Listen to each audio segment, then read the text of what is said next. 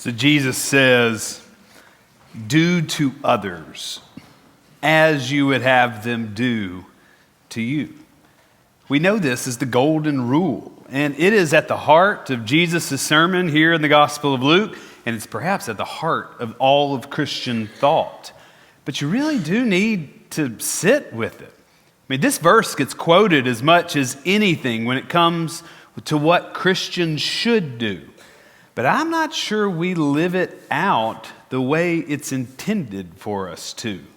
We are to do unto others as we would have them do unto us. I mean, this phrase is full of deep, deep insight. I mean, just take the very first part of it. Do to others.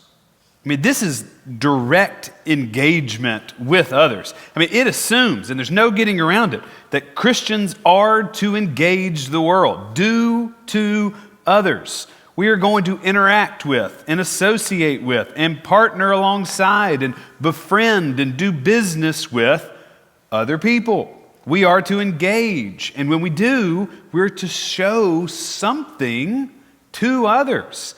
That something should be love. And that something should be loving. I mean, think about it like this.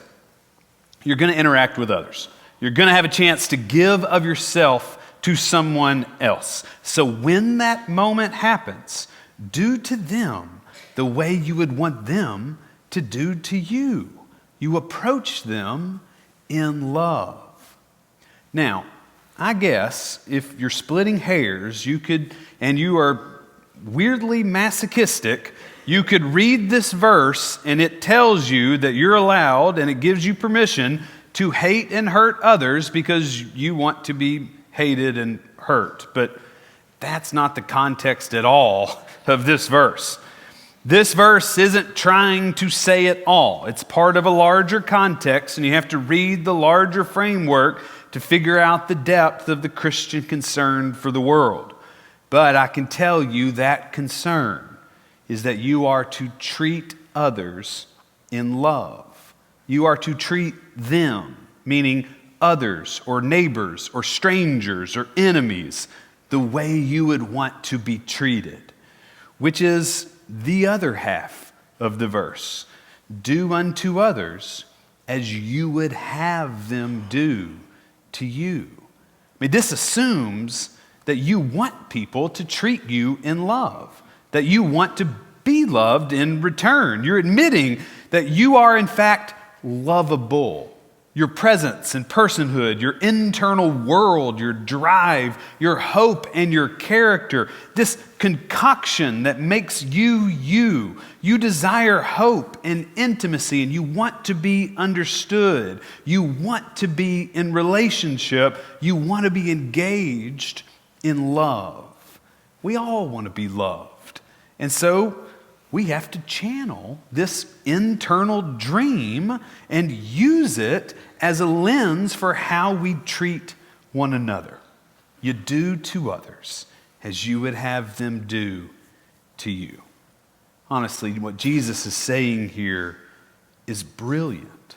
I mean, implicit in the golden rule is relationships, engagement, community, and a sense of an internal knowing of what is right. Over the past several weeks in my cross-training class, we've mentioned several times something that comes up in philosophy. It was introduced by the ancient Greeks. It's called transcendentals.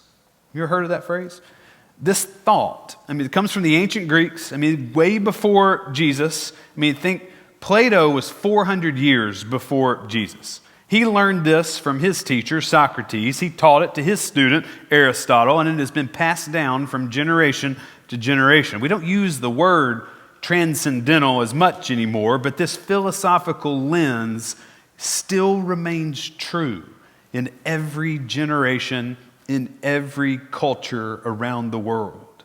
And it believes that there are things in this world that transcend, that go beyond, that eclipse this world entirely, things that cannot be destroyed, yet we can experience. And those things that are transcend, there are three: the beautiful, the true, the good. Let's take all three. Think about beauty, aesthetics. It's a quality that can't be stripped or mined. We see beauty. Now, beauty is in the eye of the beholder, so we may not all see beauty in the same way, but we all can find it.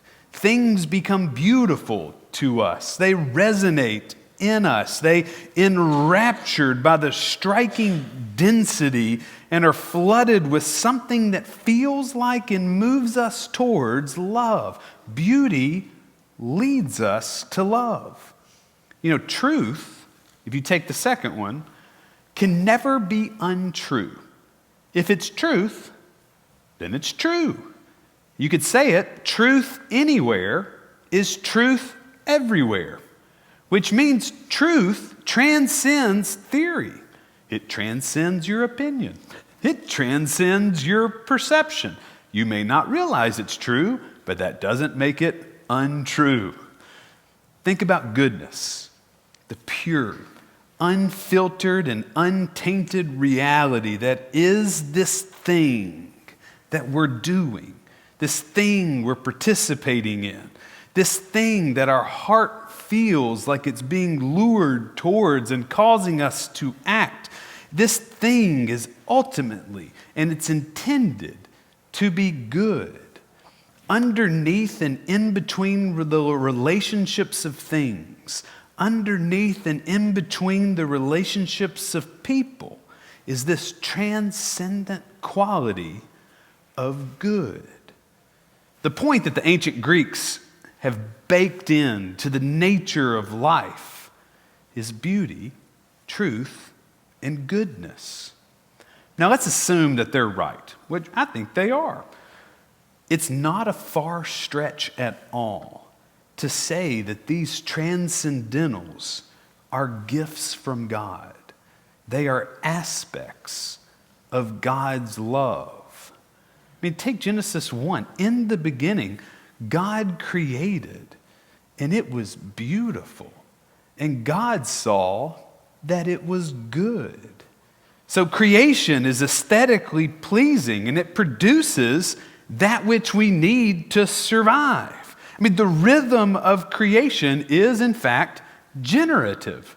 The world produces what it needs to sustain itself. It grows its own food. It grows its own beauty. It creates and advances and builds into the rhythms a mathematical and physical and evolutionary reality that ultimately helps us shape truth.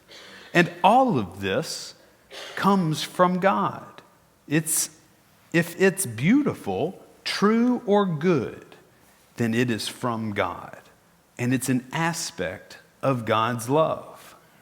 So, why am I harping on transcendentals? One, they're cool and you need to know about them.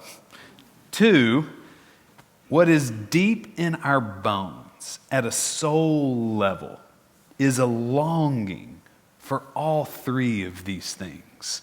Every person in the world longs to understand beauty.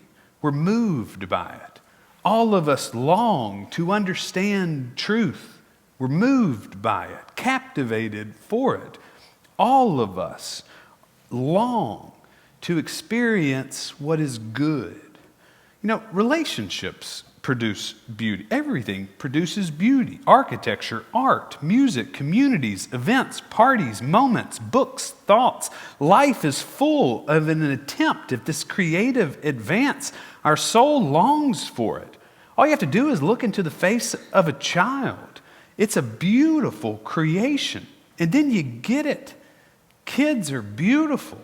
And in them is this sense of what is good and right and true in the world before it all gets messed up.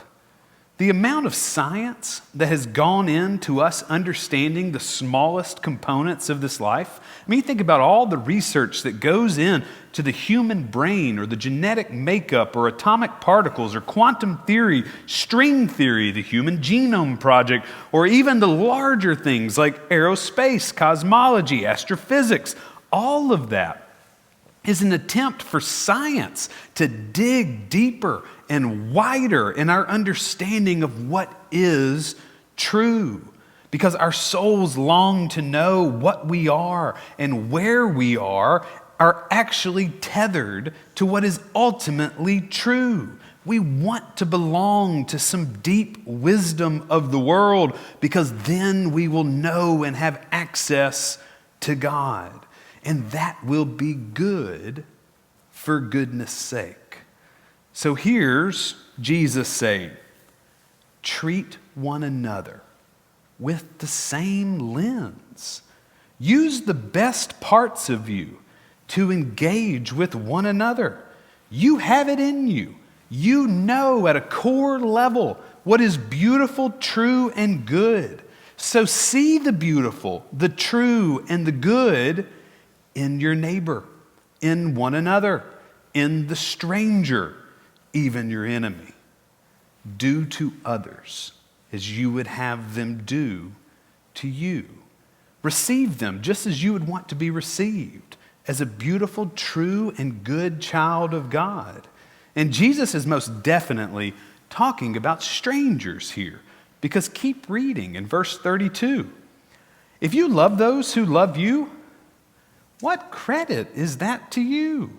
Even sinners love those who love them. If you do good to those who do good to you, what credit is that to you? For even sinners do the same. If you lend to those from whom you expect to receive payment, what credit is that to you?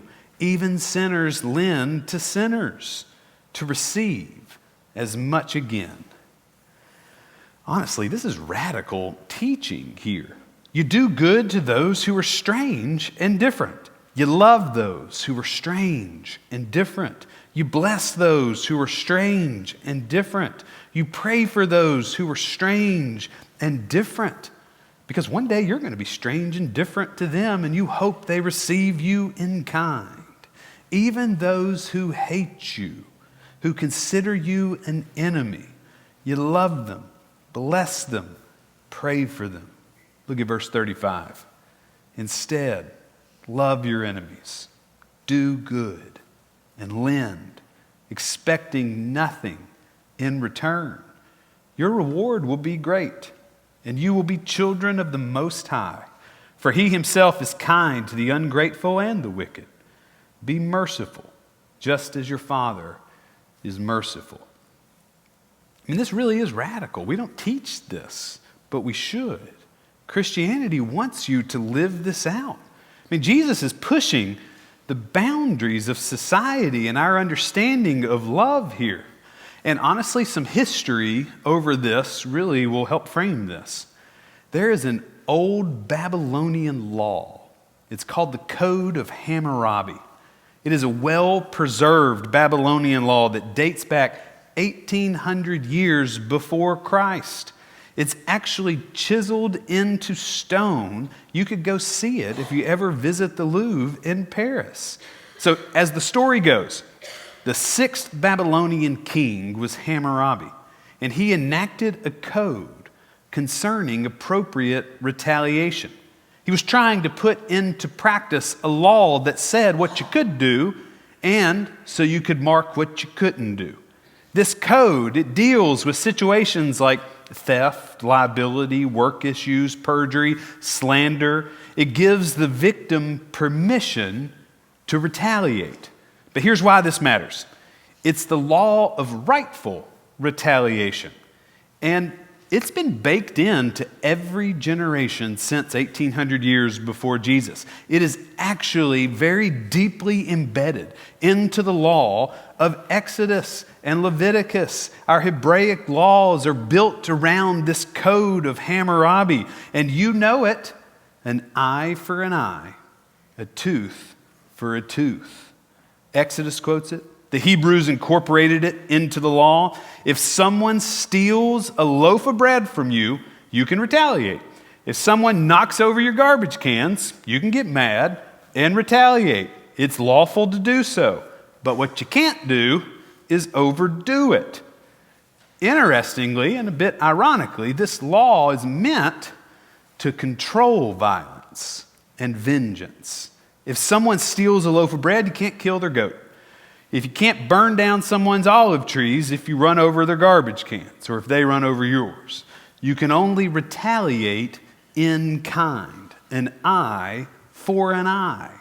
A tooth for a tooth. It's the law of rightful retaliation.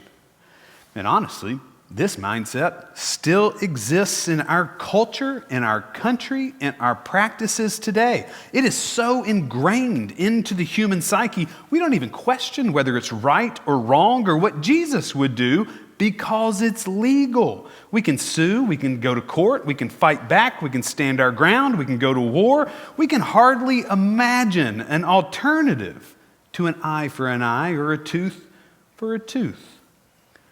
But Jesus can. He can imagine an alternative, and he does. When he says this in verse 27, "But I say to you who are listening, love your enemies, do good to those who hate you, bless those who curse you, pray for those who mistreat you. If anyone strikes you on the cheek, offer the other also. And from anyone who takes away your coat, do not withhold even your shirt. Give to everyone who asks of you. And if anyone takes away what is yours, do not ask for it back again. Do to others as you would have them do to you." So my third grade daughter, after the 9 o'clock service, stood in my office and said, "Dad, if someone takes your things, just ask for it back. If they don't give it to you, it's on them, but you should at least ask for it back." This is countercultural wisdom and teaching from Jesus. We are to love our neighbors and our enemies, to not retaliate, to show mercy, to go the extra mile, to turn the other cheek, to give our undergarment when our jacket is taken. We are to be people who forgive and to love. This is where we start and end with people. This is how we live out the Christian faith. We love, do good, create beauty, speak truth, don't judge, don't condemn. We forgive, we're merciful, and we constantly give. Do to others as you would have them do to you.